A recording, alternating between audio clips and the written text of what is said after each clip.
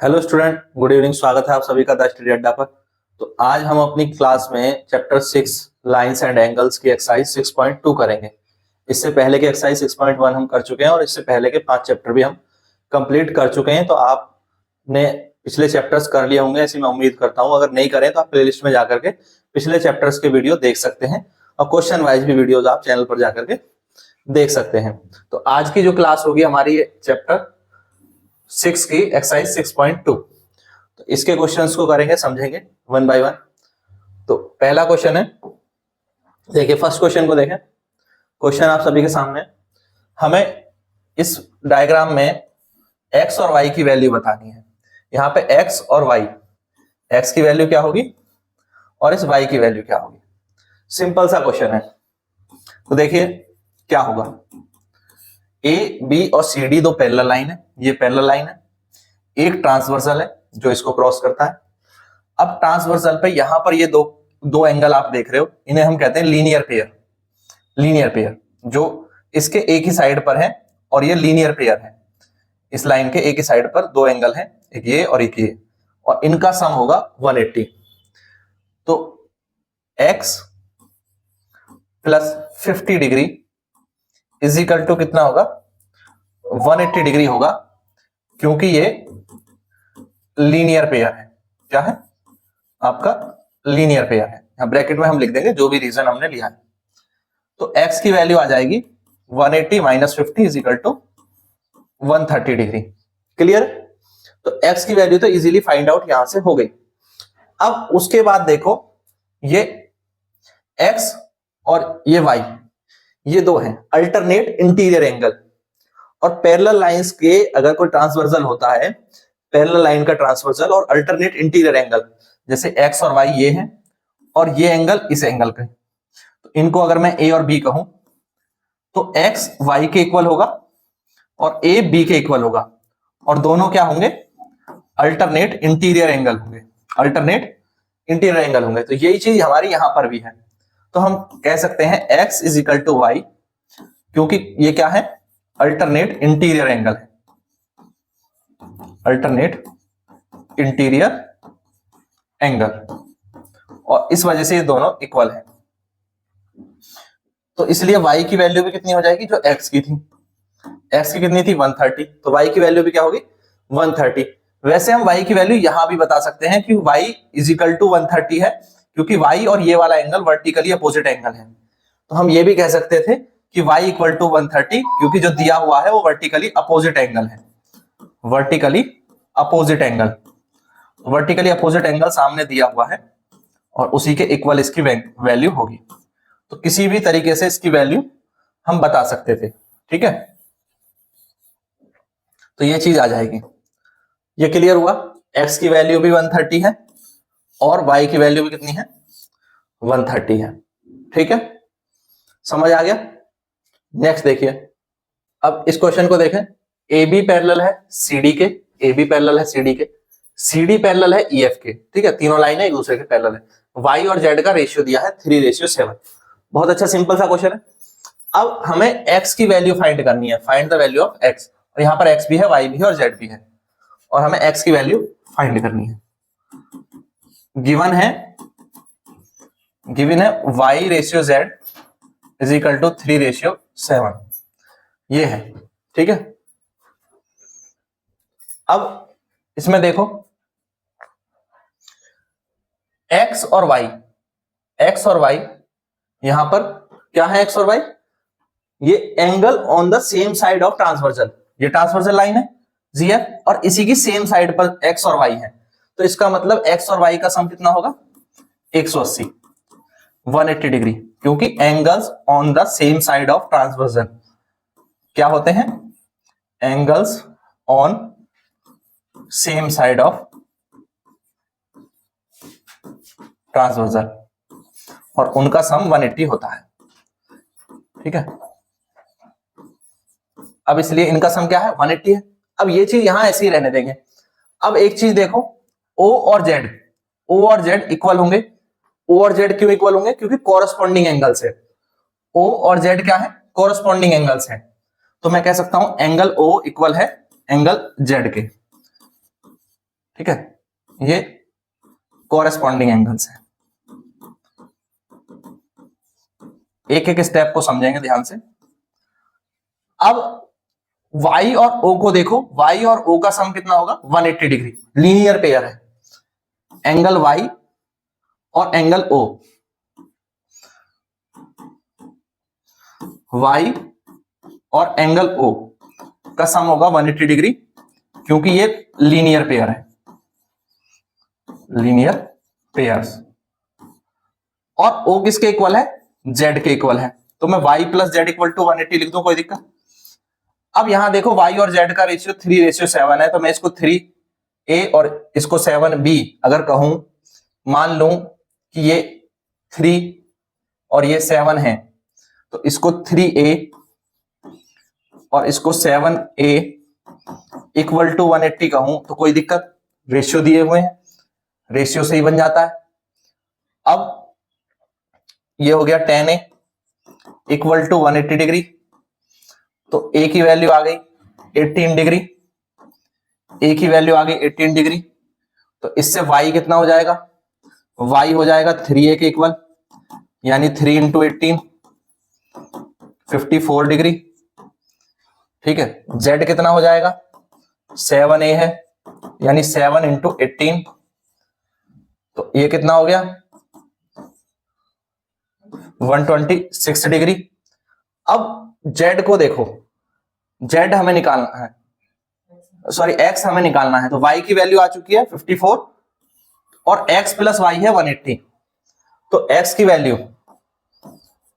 Value क्या हो जाएगी 180 माइनस y, तो 180 माइनस 54 डिग्री, x की वैल्यू आ गई 126 डिग्री।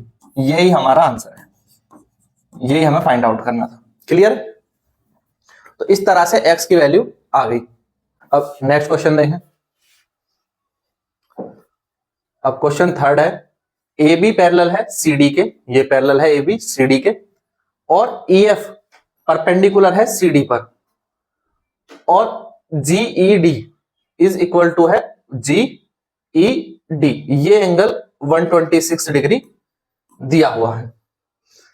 फाइंड करना है ए जी ई, जी ई एफ और एफ जी ई, ये तीन एंगल हमें फाइंड करने हैं। बहुत सिंपल सा क्वेश्चन। देखो,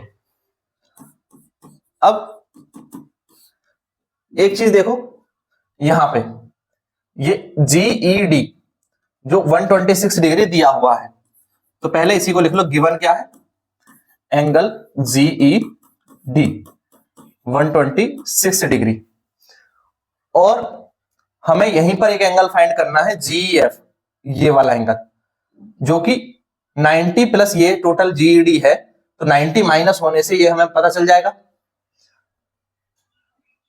क्योंकि EF जो है, EF परपेंडिकुलर है CD पर, और इसलिए मैं कह सकता हूं कि angle FED plus angle FEG equal है एंगल GED के। FED ये एंगल जो कि 90 है, और FEG ये एंगल, यही हमें निकालना है, या इसको आप GEF भी कह सकते हैं, इस एंगल को हम GEF भी लिख सकते हैं।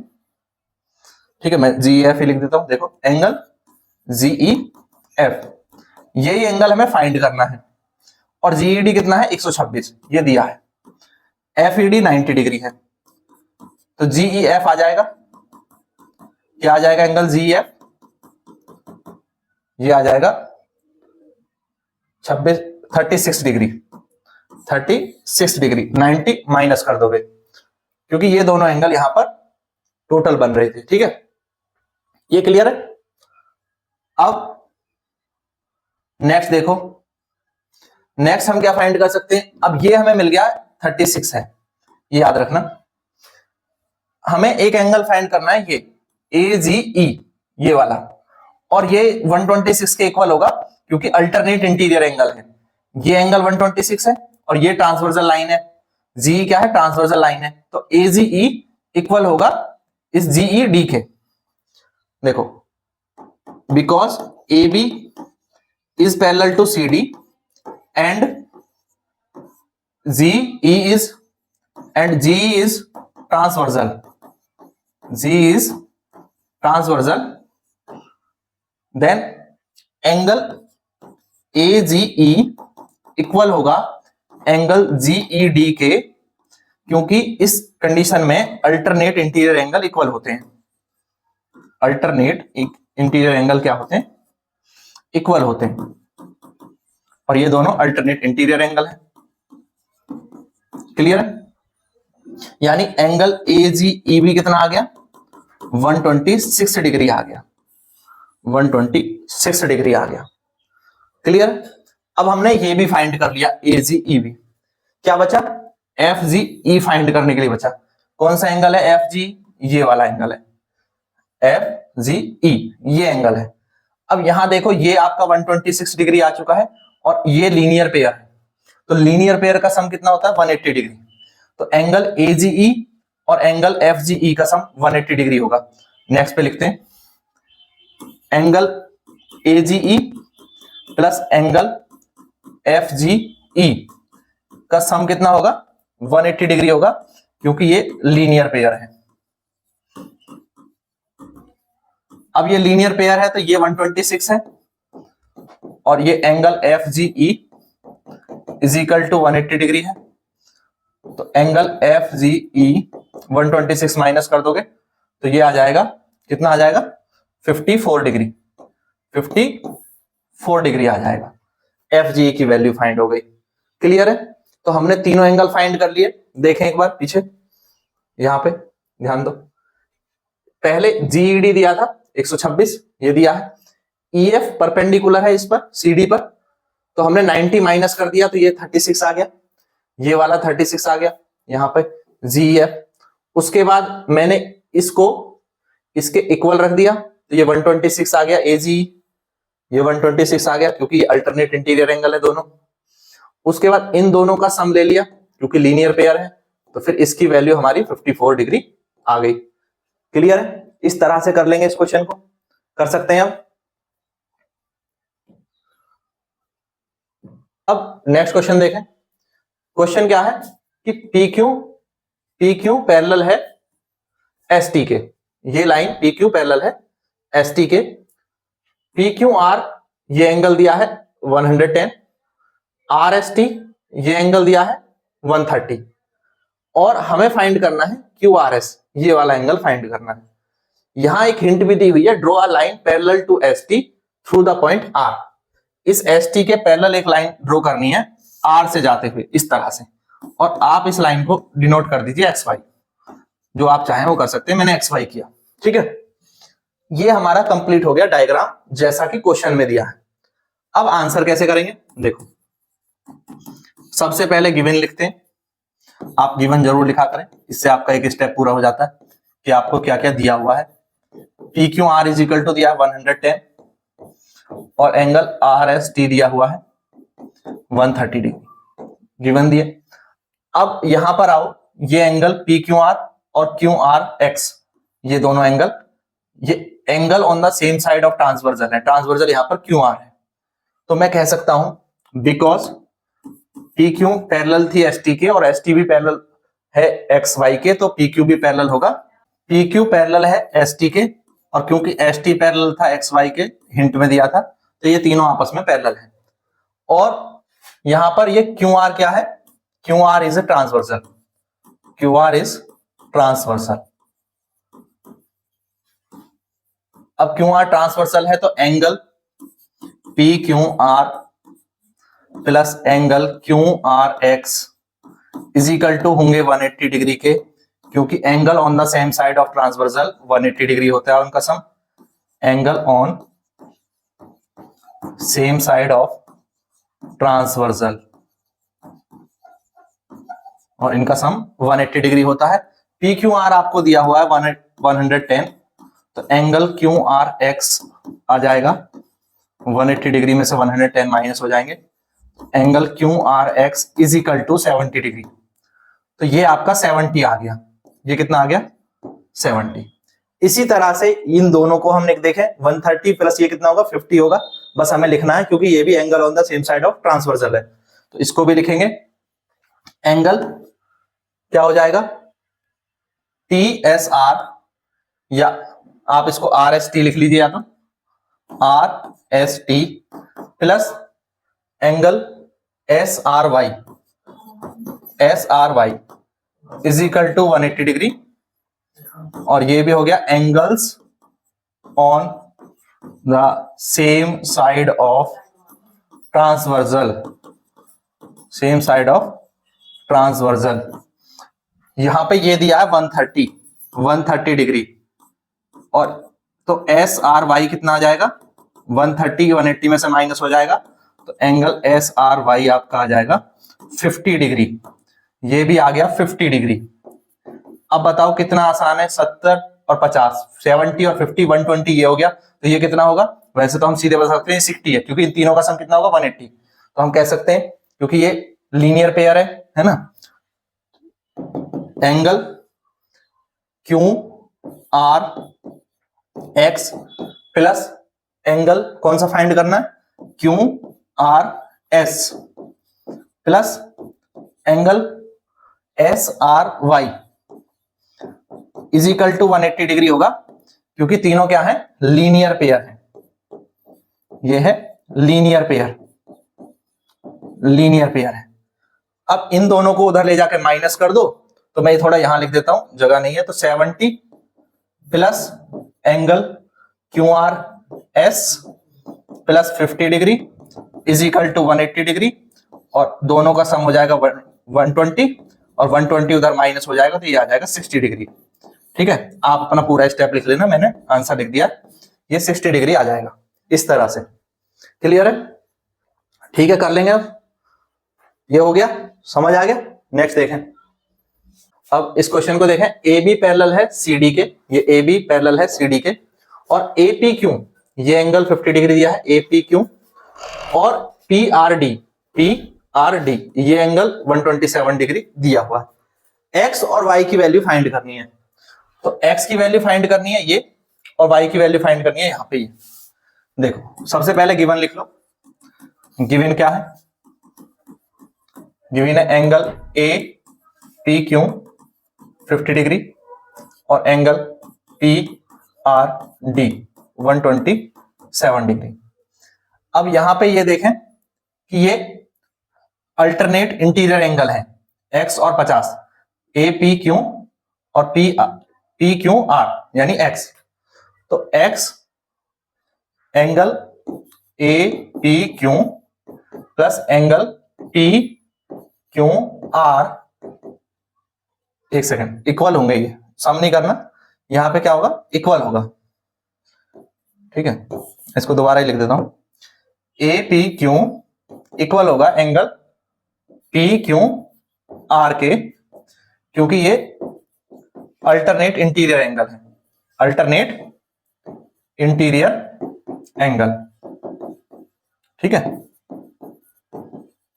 ये दोनों इक्वल होंगे, तो APQ क्या है, 50 डिग्री है, और PQR क्या है, X है, तो X की वैल्यू तो आ गई, 50 डिग्री आ गई।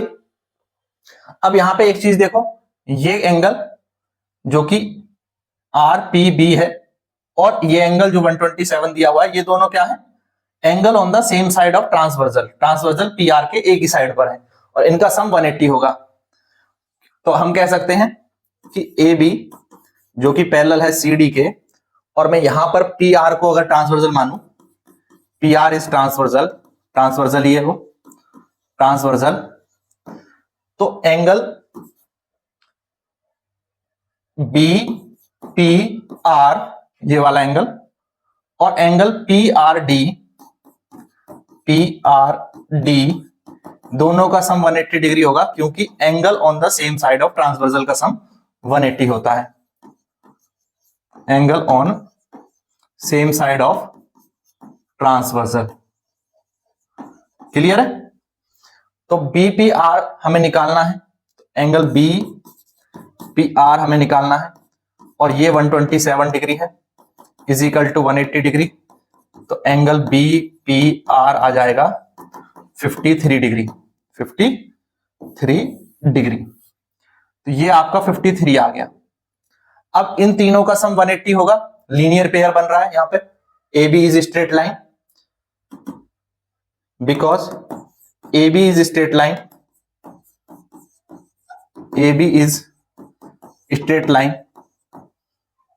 AB is straight line, तो angle APQ plus angle Y plus angle BPR is equal to 180 degree, क्योंकि ये तीनों क्या है, यहां पर लीनियर पेयर है,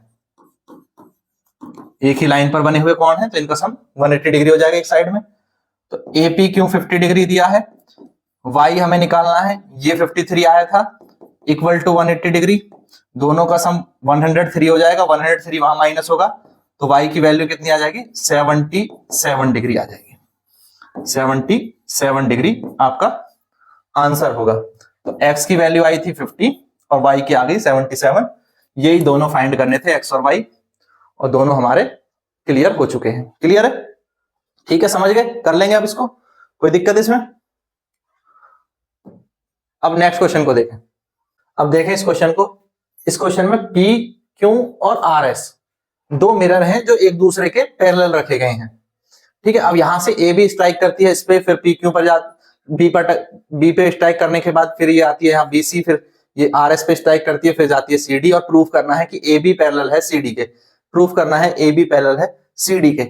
बहुत अच्छा क्वेश्चन है, बहुत सिंपल सा क्वेश्चन है। सबसे पहले इसके लिए एक स्टेप आपको ड्रॉ करना होगा, यहाँ पे एक परपेंडिकुलर हम ड्रॉ करेंगे, ठीक है, एक परपेंडिकुलर यहां ड्रॉ करेंगे और एक परपेंडिकुलर यहां पर ड्रॉ करेंगे, ठीक है। अब इसको आप नाम दे दीजिए BE और इसको नाम दे दीजिए CF, ठीक है। ये हमने परपेंडिकुलर ड्रॉ कर लिए, तो इस स्टेप को सबसे पहले लिखें क्या हमने किया, ड्रॉ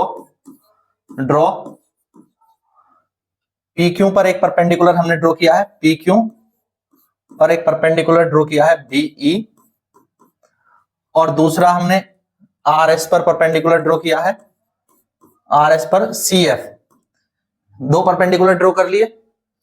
अब एक चीज देखो, PQ पैरेलल टू है RS, ये दिया है एज गिवन, क्या है गिवन है PQ पैरेलल है RS के, तो इसलिए BE भी पैरेलल हो जाएगा किसके, EF के, तो BE पैरेलल हो जाएगा ये CF के, ठीक है।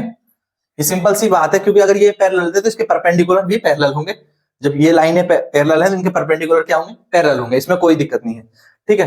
अब bye the law of reflection एक चीज देखो, bye the law of reflection, ऐसे ये रिफ्लेक्शन हो रहा है, तो ये एंगल और ये एंगल, एंगल 1 एंगल 2, ये एंगल एंगल 3 एंगल 4 आपस में इक्वल होंगे, क्योंकि लॉ ऑफ रिफ्लेक्शन क्या कहता है, angle of incidence is equal to the angle of reflection. तो एंगल ऑफ रिफ्लेक्शन और एंगल ऑफ इंसिडेंस इक्वल होते हैं by the law of reflection, यहां पर लिखें by law of reflection, by law of reflection, इनको मैंने एंगल 1 2 कहा है, तो इसलिए एंगल 1 इक्वल हो जाएगा एंगल 2 के। चाहे तो आप यहां पर उस लॉ को लिख भी सकते हैं, by the law of reflection क्या होता है, angle of incidence is equal to होता है एंगल ऑफ रिफ्लेक्शन के, angle of incidence is equal to होता है एंगल ऑफ रिफ्लेक्शन के। अब मैंने यहां पर लिख भी दिया तो आपका डाउट क्लियर हो जाएगा। तो एंगल 1 इक्वल है एंगल 2 के और एंगल 3 इक्वल है एंगल 4 के, जो मैंने माने हैं।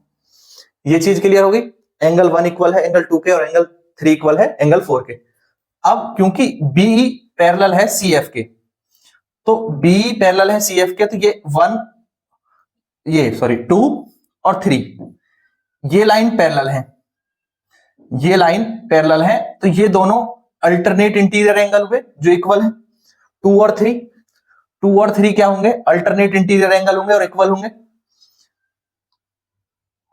बिकॉज अभी मैंने प्रूफ किया था कि BE पैरेलल है CF के, तो एंगल 2 इक्वल होगा एंगल 3 के, क्योंकि ये अल्टरनेट इंटीरियर एंगल है, अल्टरनेट इंटीरियर एंगल है।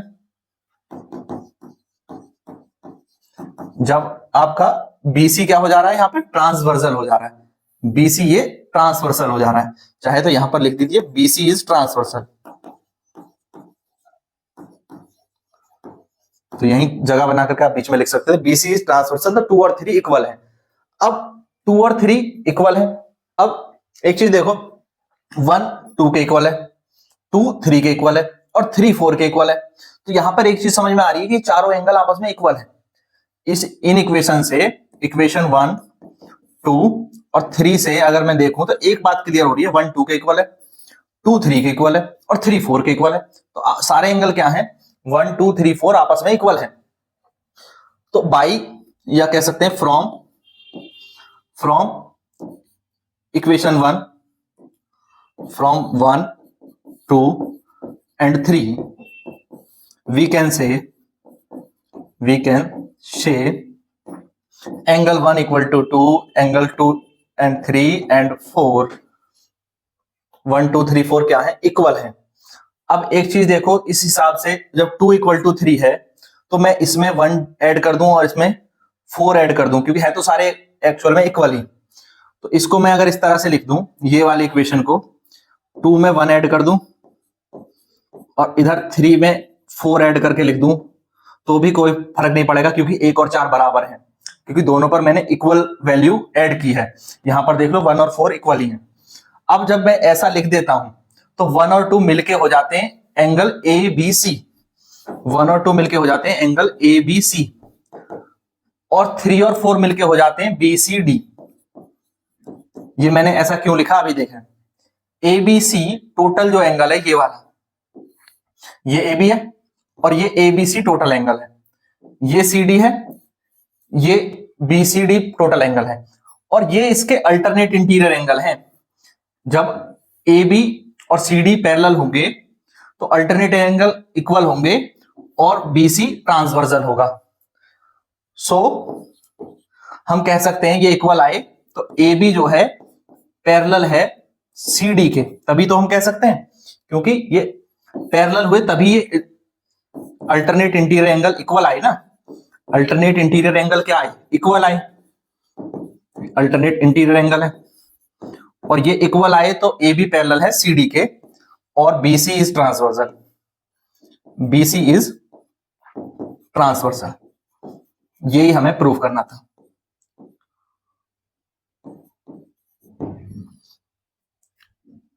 ठीक है, यही प्रूव करना था। क्लियर है? तो इस तरह से इसको प्रूफ कर सकते हैं, कर लेंगे। तो ये सारे क्वेश्चन हो गए इस चैप्टर के, कर सकते हैं अभी ना। तो अगर कोई भी डाउट है तो आप कमेंट बॉक्स में अपने डाउट जरूर पूछेंगे। वीडियो पसंद आए तो लाइक जरूर करें, शेयर करें अपने सभी दोस्तों के साथ, और कमेंट करके बताएं ये वीडियो कैसा लगा। और इसी तरह के और क्वेश्चन देखने के लिए प्लेलिस्ट में जाएं, जहां पर आपकी चैप्टर वाइज और क्वेश्चन वाइज प्लेलिस्ट बनी हुई है, तो उन्हें चेक करेंगे। Thank you, thanks for watching.